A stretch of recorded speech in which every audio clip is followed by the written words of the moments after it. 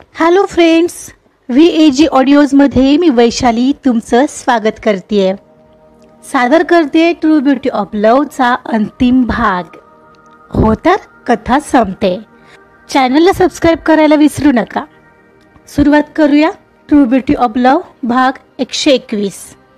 आईने समजावलेलं तसं शंतनूनेही वकिलांशी बोलून घेतलेलं, पण त्यांनी सजेस्ट केलेलं आता तर कोर्टासमोर तुम्हा दोघांनाही हजर तर राहावं लागेल, तेव्हा तिथंच काय ते क्लिअर करून घ्या.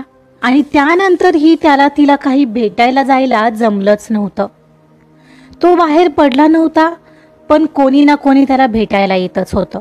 त्यातच आजही सायंकाळी त्याला एका उद्घाटन सोहळ्याला मोठ्या आग्रहाचं निमंत्रण आलेलं. त्याला ते सुद्धा काही टाळता आलंच नव्हतं. तो आताही तिकडच निघालेला. आवरून कारमध्ये येऊन बसला. त्यालाच मीराला भेटायलाही जायला जमत नाहीये हे पाहून गिल्टी वाटू लागलेलं. त्यात तिनं अजूनही त्याचा नंबरचा ब्लॉकही काढला नव्हता. तिला फोनही करता येणार नव्हता आणि घरातल्या लँडलाईनवरून फोन केला जरी असता तरी ती गोष्ट थोडीच फोनवर बोलण्याची होती. तिला सध्या तरी भेटून बोलणं गरजेचं होतं. आता कोर्टातच जो काय तो निर्णय त्याला घेता येणार होता. कार मुंबईच्या दिशेने धावत होती. त्याचे आताही कोणा ना कोणासोबत कॉल सतत चालू होते. काही वेळाच्या प्रवासानंतर तो मुंबईत पोहोचला. आज ड्रायव्हिंगसाठी ड्रायव्हर सोबत होता, त्यामुळे थोडा तरी रिलॅक्स होता तो. पण हे चालू कॉल आता त्याला वैताग आणू लागलेले. तो चालू कॉल संपला तेव्हा आता पुन्हा मीराने त्याचा ब्लॉक केलेला नंबर काढला का चेक केलं, पण बहुतेक ते आहे तसंच होतं. मी चिडलो तर तिनं यायचं होतं बोलायला, अजूनही ब्लॉक काढला नाहीये, तो वैतागून म्हणाला. आणि पुढच्या क्षणाला त्याचंच मन त्याला म्हणालं, कधीतरी तिलाही वाटत असेल ना तू हक्काने जाऊन मनवावं. त्याला आठवलं तेव्हा तिने कशी सगळी भडास काढलेली त्याच्या घरी येऊन, किती त्याला बडबडली होती. आणि तेव्हाच तर तो सुद्धा शांत झालेला. आता माझा टर्न आहे, बट तरीही खूप राग आलाय तुझा मीरा. मला अशी सोडून जाण्याची भाषा करत होतीस. माझा राग असा शांत नाही होणार आहे यावेळी. थोडासा नाराज होत तो स्वतःलाच म्हणाला. हातात त्याचं मोबाईल चालणं चालू होतं. बरेच लोकांचे मेसेज अनरीड दिसत होते. खूप खाली चालता चालता त्याला सिद्धार्थचे अनरीड मेसेज दिसले, तसे त्याने ते ओपन करून पाहिले.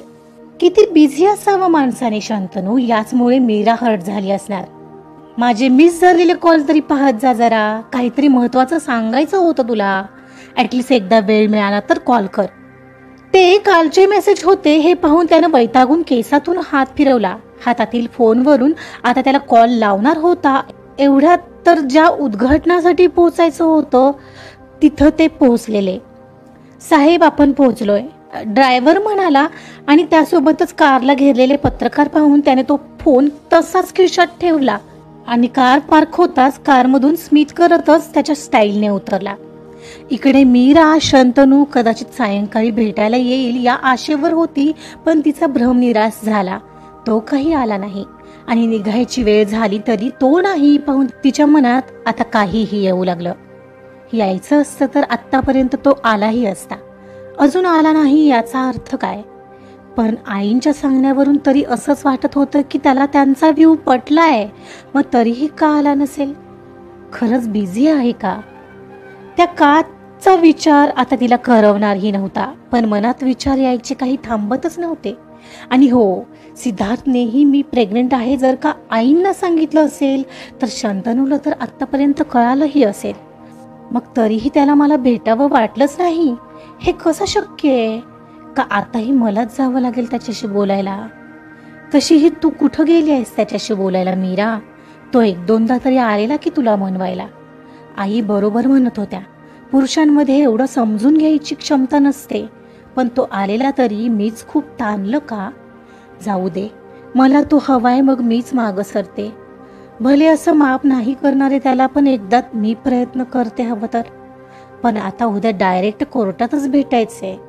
अरे यार, का आता तो खरंच डिवोर्स देऊन मोकळा होईल रागाच्या भरात? ती विचारात हरवलेली एवढ्यात तिला वैजूचा कॉल येऊ लागला. तिने तो ऑफिसमधून बाहेर पडता पडताच उचलला. Hello Mira, congratulation. ओ कशाबद्दल? लाज वाटते कशाबद्दल विचारायला? इतरांकडून कळालं मला, तुला नाही सांगावं वाटलं ना? अगं, तुला कोणी सांगितलं? ऑफकोर्स श्रीहाने. आणि काय, अजूनही तुम्ही दोघं भेटला नाहीये? मागच्या वेळी सारखा काहीतरी प्लॅन आता आम्हालाच करावा लागेल असं वाटतंय. मीरा, काय हे? त्याला कळत नाही, तुला तरी कळतंय ना. अगं, बोलणार आहे मी त्याच्याशी. कधी? उद्या कोर्टात बोलणार आहेस का? तिच्या या वाक्यावर मीरा गप्प बसली. सॉरी, पण आता बेबीसाठी तरी एकत्र या इतकंच म्हणते मी. निदान आता बेबीला तरी तुम्हा दोघांची गरज आहे मीरा. I know. आणि हो, आता मला तुला भेटायचंय. लवकरच सगळेजण भेटू. खूप दिवसांत भेटलो नाहीये. आणि आता तर काय 2 गुड न्यूज आहेत. तिकडं शुभ्राही प्रेग्नेंट आहे आणि आता तूही. आय थिंक हेच मस्त राहील. ओ, काय सांगतेस? तिच्याकडे सुद्धा गुड न्यूज आहे? वाव. हो, पण उद्या जाऊन शंतनूला भेटणारेस आणि पहिला मला कॉल करशील. हो वैजू, मी घरी निघाले, बोलते नंतर. Okay, take care Meera. Bye bye म्हणत मीराने फोन ठेवला आणि कॅब बुक करू लागली. उद्या कोर्टात भेटायचं या विचारानेच तिला आता टेन्शन येत होतं आणि मध्येच तिचंच मन तिला त्रास देत होतं. शंतनू का आला नसेल या विचाराने.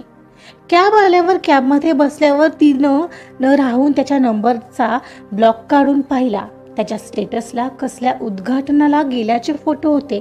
ते पाहून तिला थोडा रागच आला. आताही तुला हेच महत्वाचं वाटत आहे. अजूनही शंतनू, तुला माझ्याही पेक्षा हेच महत्वाचं आहे. काही म्हण, तू खूप बदलला आहेस, ती चिडून स्वतःशीच म्हणत होती. त्याचं काम आहे ते मीरा. त्यांचं पर्सनल लाईफ बाजूला ठेवून त्यांना ते करावं लागतं. त्यालाही कदाचित वाईट वाटत असेल. तिचंच मन त्याची बाजू घेऊन बोललं. पण हेच नको वाटतं मग. माझ्या वाट्याला तू नसतोच. इतकं busy schedule. I hate you Shantanu. खूप राग येतोय आता तुझा. आपल्या बाळाबद्दल तरी कळाल्यावर तू मला धावत भेटायला यायला हवं होतं. तिची आता चिडचिड होऊ लागलेली. रात्री घरी पोहोचायला शंतनूला 12-1 वाजलेले. तिथून पुढे झोप. मग सकाळी थोडा उशिराच उठलेला. 11 वाजेपर्यंत कोर्टात पोहोचायचं होतं. तो त्याचं आवरून खाली आला आणि त्याची कार न घेता एक कॅब बोलावलेली आणि कोर्टात जायला निघाला. कारण तो त्याची कार घेऊन कोर्टात गेला असता तर लगेच सगळ्या पत्रकारांना गोष्टींची कानोकान खबर मिळाली असती, जे आता त्याला नको होतं. तिला जो त्रास होतो तो इथून पुढे होऊ द्यायचा नाही याचा तो पुरेपूर विचार करत होता. कॅब आली तसा तो कॅबमध्ये बसला आणि कोर्टाच्या दिशेने निघाला. एवढ्यात त्याला आठवलं सिद्धार्थनं वेळ मिळाल्यावर कॉल करायला सांगितलेलं. त्याने त्याला कॉल लावायला त्याचा नंबर काढलाच होता. तोच त्याला सिद्धार्थचा कॉल येऊ लागला. त्याने तो उचलून कानाला लावला. हॅलो सिद्धार्थ, सिरियसली तुलाच कॉल लावत होतो. आता कमाल करतोयस शंतनू. मी तुला कधी मेसेज केलेला? काल सुद्धा जमलं नाही का तुला कॉल करायला? अरे खरंच नाही जमलं यार. मी घरी पोहोचलो 1 वाजता. आत्ताही कोर्टात निघालो आहे. जाता जाता आठवलं तुला कॉल करायचा आहे म्हणून तुला कॉल लावत होतो. एवढ्यात तुझा कॉल आला. अच्छा, म्हणजे डिवोर्ससाठी निघाला आहेस तर. मग आता काय बोलणार? अरे असंच काही नाही. ते सगळं क्लिअर करायला तरी जावं लागेलच ना तिथे. नाही कसं? म्हणजे आता तुला तुझं बाळ पण नकोय का? तुझ्या बाळाला आणि त्याच्या आईला असं वाऱ्यावर सोडून देणार आहेस का तू शंतनू? काय काय म्हणालास तू सिद्धार्थ? ड्रायव्हर 1 मिनिट, कार साईडला घ्या. हां, आता बोल सिद्ध. मीरा प्रेग्नेंट आहे. आता तरी विचार कर तिचा शंतनू. ती प्रेग्नेंट आहे आणि हे तिने तुला सांगितलं? वाव. म्हणजे जी गोष्ट मला आधी कळायला हवी होती ती तिने तुला. 1 मिनिट शंतनू, आत्ताही लगेच डोक्यात राग घालून भलतेच विचार करू नकोस. तिनं मलाही सांगितलं नव्हतं. ते काल परवा चुकून कळालं आम्हा दोघांना, श्रीहाला आणि मला. तिची ती फाईल रिसेप्शनिस्ट कडे चुकून गेली होती त्यामुळं. Oh but again now it's hurting Siddharth. एवढी मोठी गोष्ट तिनं माझ्यापासून लपवली. आता तर खूप राग येतोय मला. त्याने जरा चिडूनच पुढच्या सीटवर हाताची मूठ करत आपटली. मी तुला ही गोष्ट वेगळ्या कारणाने सांगत आहे शंतनू. तू तिचा रागराग करावा म्हणून नाही. निदान आता तरी विचार करून मॅच्युअरली ह्या गोष्टींचा विचार कर. बाकी तुला काही सांगणार नाहीये, कारण तू जे ठरवलं ते तू करणारच. मी सांगून काय तू ऐकणार नाहीस, कारण तू जे ठरवलंस तेच तू करणार. मी सांगून काय तू ऐकणार नाहीयेस. चल ठेवतो म्हणत समोरून सिद्धार्थचा फोन कट झाला. शंतनूने मात्र मान मागे सीटला टेकवली आणि डोळे घट्ट मिटले. अरे यार, हाऊ स्टुपिड आय एम. मी आधीच जाऊन तिला भेटायला हवं होतं. या 2 दिवसांचं बिझी शेड्यूल आठवून त्यालाच गिल्टी वाटलं. ती घरात होती तरीही माझं असंच बिझी शेड्यूल असायचं. ती घेत तर होती समजून, पण कदाचित मीच कमी पडलो. आणि आता तर तिला माझी गरज असताना ती चिडली. ह्यात तिचं काय चुकलं? त्या दिवशीही ती जीव तोडून सांगत होती की तिला मी हवा होतो. ओ गॉड, कदाचित तिला हेच तर सांगायचं असेल मला की आता तरी लक्ष दे माझ्याकडे. आणि मी. त्याने ओशाळून आणि गिल्टमध्ये चेहऱ्यावरून हात फिरवला. सर निघायचं का? ड्रायव्हरचा आवाज आला आणि शंतनू भानावर आला. हो घ्या पुढे, तो म्हणाला आणि ड्रायव्हरने कार स्टार्ट केली. इकडं मीरा कोर्टात पोहोचली होती. शंतनू अजून आला नव्हता. ती स्वतःला खूप नॉर्मल ठेवायचा प्रयत्न करत होती. तिला ते करणं गरजेचंही होतं, कारण तिचं बाळ होतं तिच्या पोटात. श्वासोच्छ्वास करत राहिली होती जेणेकरून तिच्या मनात नको नको ते विचार येऊ नयेत आणि तिची मानसिक स्थिती नॉर्मल राहील. कारण मध्येच तिचा श्वास उगाचच जडावू लागायचा. आज भलतंच काही घडू नये यासाठी. दोघांचं नाव पुकारलं गेलं. तिला आज जाणं तर भाग होतं. तो तर आलेला दिसतच नव्हता, पण ती मात्र आज जायला निघाली. ती वकिलांसमोर जाऊन तिच्या खुर्चीत बसली. शंतनूच अजूनही आलेला दिसत नव्हता. तुमचे मिस्टर कुठे आहेत? ॲडव्होकेटने विचारलं. माहीत नाही, येत असेल तो. वेळेवर हजर राहायला काय होतं? इथं आणखीही लोक आहेत लाईनमध्ये, ती बडबड करत होती. एवढ्यात शंतनू कुठून तरी धावत तिथं आला आणि त्याची जागा पकडून बसला. तो आला तसं तिचं हृदय जोराने धडधडू लागलं. तिच्या शेजारच्या खुर्चीत तर बसलेला तो, पण त्याच्याकडे पाहायची तिची हिंमत होतच नव्हती. सॉरी, लेट झाला, तो म्हणाला. It's okay. तर तुमच्या दोघांचेही डिवोर्स घ्यायचं फिक्स आहे तर? तिच्या या वाक्याने दोघांच्या मनाची स्पंदने आणखीनच रुंदावली. अरे बोला, मी काहीतरी विचारलं तुमच्या दोघांना. काही वेळ झालेली शांतता तोडत दोघेही म्हणाले, मला डिवोर्स नकोय. त्या क्षणाला हृदयाची गती प्रचंड वाढलेली दोघांची. तुम्हा दोघांनाही डिवोर्स नकोय? मग हे सगळं का केलं होतं? कोर्टाला काही काम नाहीये का? हे पहा मॅम, माझं आधीच ठरलेलं. तसं मी वकिलांशी बोललो होतो आणि मला यासाठी डिवोर्स नकोय, कारण ती माझ्या बाळाची आई होणार आहे आणि तिनं हे माझ्यापासून लपवलेलं, जे मला अजिबात आवडलं नाहीये, कारण तिच्या एवढाच माझाही अधिकार आहे त्या बाळावर. Sorry, but I request you की ही केस क्लोज करा. म्हणून शंतनू उठून सरळ बाहेर निघून गेला. ओके, आणि तुम्हालाही सेम म्हणायचे का? की सॉरी मॅम, मी तेच म्हणेन की ही केस बंद करा, थँक्यू म्हणत तीही बाहेर जायला निघाली. ती बाहेर आली की पहिली तिची नजर शंतनूला शोधू लागली. तो गेला की काय मनात विचार आलेला तिच्या एवढ्यात. तो गर्दीत दूर एका ठिकाणी तिला उभा असलेला दिसला. त्याला राग आला असणार, तिला चांगलंच माहिती होतं. त्याच्यापर्यंत जायला तिला जरा वेळ लागला, कारण धावत जाणं तिला शक्य नव्हतं. पण ती आलेली दिसताच तो रागाने मान वळवून कारकडे जायला निघाला.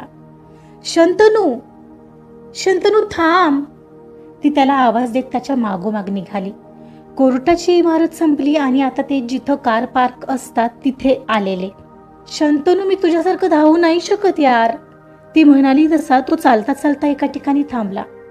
तो थांबलाय पाहून तिनं एकदम त्याला गाठलं आणि त्याच्या पायात बसत त्याचे पाय पकडले. शंतनू, आय एम सॉरी ना, I am really very sorry. ती अशी पायात बसलेली, त्यानेच डोळे मिटले.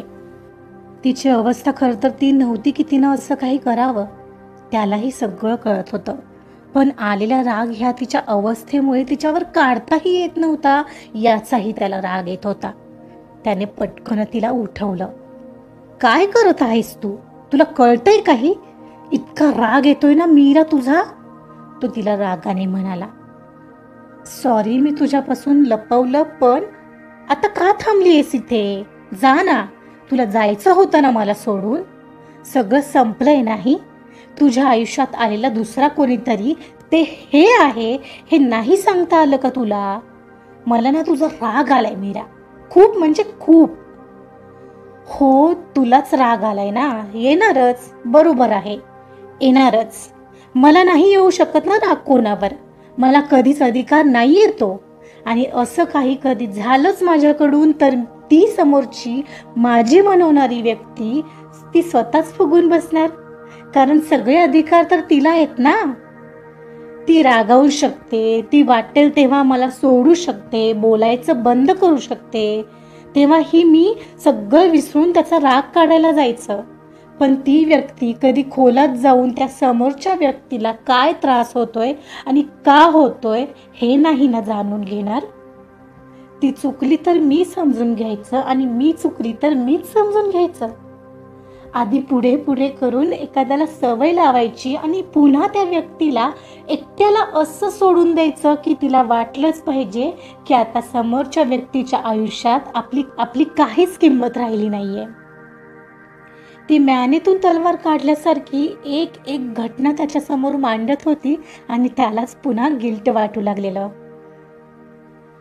मीरा, शब्दात अडकवू नकोस. मान्य आहे मी चुकलोय, पण तू सुद्धा चुकली आहेस माझ्यापेक्षा जास्त.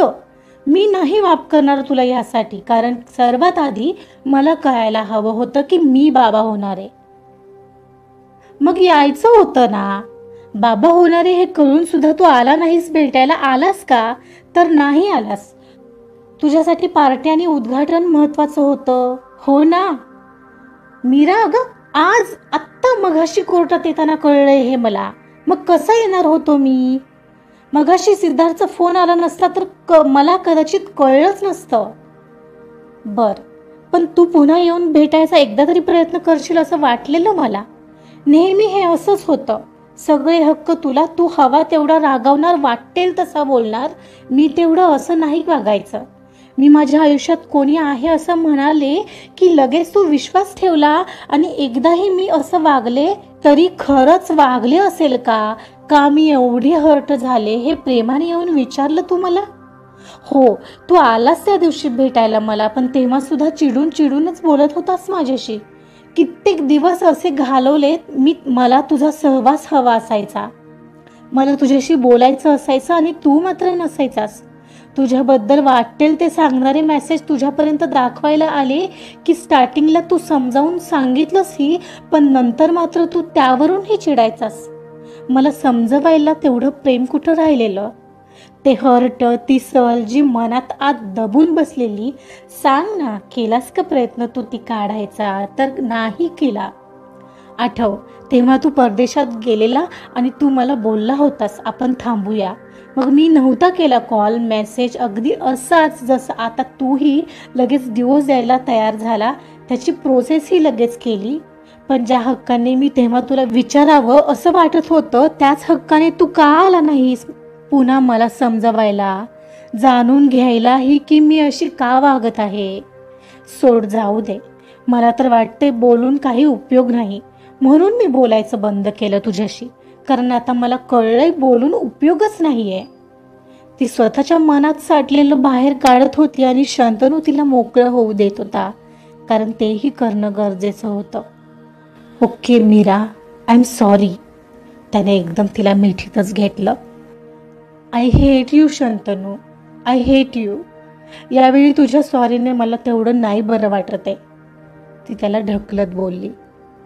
मीरा म्हणून बदला घेतलास का तू माझ्याशी? हे न सांगून की तू प्रेग्नेंट आहेस? दिस इज नॉट डन यार. एवढी मोठी गोष्ट कोण लपवतो? मला तेव्हाच माहिती असतं तर तुला तेव्हाच घेऊन गेलो असतो, तुझं न ऐकता. अच्छा, म्हणजे ते सुद्धा बाळासाठी, माझ्यासाठी नाहीच. वा, हे बरं आहे. अरे यार, बाळासोबत त्याची आई पण महत्वाची आहे मीरा. वेडपट आहेस का? हो, मीच वेडी आहे ना. मी नाही आलो मला नाही जमलं, तू यायचं होतंस ना. मलाही राग आलेला. तू खूप बदललायस शंतनू, हेच खरंय. आय प्रॉमिस यू मीरा, इथून पुढे असं नाही होणार. मी तुला वेळ देईल, बाळालाही देईल. I swear. जेवढ्या चुका मागे होऊन गेल्या त्या मी पुन्हा होऊ नाही देणार. Trust me. मला प्रॉमिस नकोय शंतनू. जेव्हा तू खरंच असं वागशील ना तेव्हा मानेन, तोपर्यंत नाही. बरं आता इथंच भांडत बसायचंय का? चल ना जाऊ घरी आता. आज सगळा दिवस मी तुझ्या आणि बाळासोबत घालवणार आहे. मग तर झालं. तो आता कुठे बाजूला होत म्हणाला. इथून पुढे मला इग्नोर करू नकोस हा शंतनू. आता मी नॉर्मल झाली आहे, पण पुढच्या वेळी होईल का नाही हे मलाच माहीत नसेल. आता ती वेळच नाही येऊ देणार मीरा. मग तर झालं. सॉरी ना यार म्हणत तिला त्याने कारचं डोर ओपन करून दिला. ती कॅब जो तो घेऊन आलेला त्यात दोघंही बसले आणि घरी जायला निघाले. जाता जाता कितीतरी वेळा शंतनू तिला म्हणाला असेल, मला तुझा खूप राग आलाय मीरा. तिने त्याला बाबा होणार असल्याचं सांगितलं नव्हतं आणि त्याला त्याचा चांगलाच राग आलेला. ती आताही कारमध्ये त्याला बिलगून बसलेली. तो तसं म्हणाला की त्याच्या गालावर ओठ टेकवायची तर रागाने मान फिरवत तिला तो म्हणायचा, तरीही नाही जाणार माझा राग. आता बहुतेक मीरालाच त्याचा राग घरी गेल्यावर काढावा लागणार होता, त्याशिवाय तो शांत होणार नव्हता. मीरा आणि शंतनू अखेर पुन्हा भेटले, ते कायमचे. आता दोघांचं नातं पहिल्यापेक्षा आणखी घट्ट होणार होतं, कारण ही वादळच नकळत आपल्या प्रेमाची परीक्षा घेत असतात. आणि खरं प्रेम असतं तेच फक्त या वादळात टिकून राहत असतं. आणि आता दोघांच्या आयुष्यात त्यांना हवा असणाराच तिसरा येणार होता आणि त्यांचं आयुष्य परिपूर्णतेकडे झुकणार होतं. शंतनूने आता त्याच्या आईलाही त्याच्या आयुष्यात तिची जागा दिलेली आणि पाठीमागच्या गोष्टी बाजूला ठेवून तिचा त्यांच्या घरातला वावर वाढलेला. सगळंच कसं आलबेल झालं होतं. इकडे स्वराच्या आयुष्यातही तिचा पहिला नवरा आलेला, तसा तर तो गेल्या वर्षभरापासून तिला मनवायचा प्रयत्न करत होता. त्याने तिची माफी मागितलेली, पण तिने भरपूर वेळ घेतला होता. मग तीही आता त्याच्यासोबत एकत्र राहण्याचा विचार करत होती. ठरल्याप्रमाणे एक दिवस मीरा, शंतनू आणि त्यांचे फ्रेंड्स भेटले आणि मस्त एन्जॉय केला. जुन्या दिवसांना उजाळा दिला आणि ते आता असेच अधूनमधून आवर्जून भेटत राहणार होते. मीरा आणि शंतनू एकमेकांसाठी बनले होते, ते वेगळे होऊच शकत नव्हते. खरं प्रेम केवळ दिसण्यावरून झालं असेल तर कदाचित ते कायमस्वरूपी टिकेलच असं नाही, पण स्वभावाने आवडलेली व्यक्ती, मग ती कशीही असू दे, कायमची तीच हवी हवी वाटू शकते. मग तिची काया सुरकुतू दे किंवा तिचे केस पांढरे होऊ दे. वाढत जाणाऱ्या वयासोबत ते प्रेम सुद्धा वाढत जातं, कमी होत नाही. आणि हीच खरी सुंदरता असते प्रेमाची. समाप्त. या कथेसोबतच एक कविता सादर करू इच्छिते, जी या कथेशी निगडीत आहे. ज्यात असते आस केवळ साथीची, असं नजरेने भरत जाणारं प्रेम, रोज रोज एकालाच निवडणारं असंच असतं खरं खुरं प्रेम. चंदेरी झालर चढू लागली जरी, तरीही ते राहतं कायम. सुरकुतू लागते काया जरी, बदलत नाही खरं खुरं प्रेम. वादविवाद होतात कितीही जरी, चुकांसाठी होतील एकमेकांवर ब्लेम, तरीही नेहमी एकमेकांना समजून घेतं असंच असतं खरं खुरं प्रेम. काळ आयुष्याचा कितीही सरो, काळ आयुष्याचा कितीही सरो, कालच्या इतकंच आजही असतं सेम. वाढत चाललंय वय म्हणून कमी होत नाही खरं खुरं प्रेम. आयुष्याची अनेक वळणं पार करत साथ देतं, असं नातं शेवटच्या श्वासापर्यंत निभावतं, तेच खरं खुरं प्रेम. या आधीचे सगळे पार्ट ऐकले नसतील तर प्लीज ऐकून घ्या आणि या शेवटच्या भागावर आपले अमूल्य अभिप्राय नक्की कळवा. कथा आवडली असेल तर प्लीज कथेला लाईक्स आणि कमेंट्स द्या. पुढं गुंतण्या आतूर फिरूनही या कथेचे कंटिन्यू भाग येतील. त्या कथेलाही असंच प्रेम देत राहा. Thank you so much.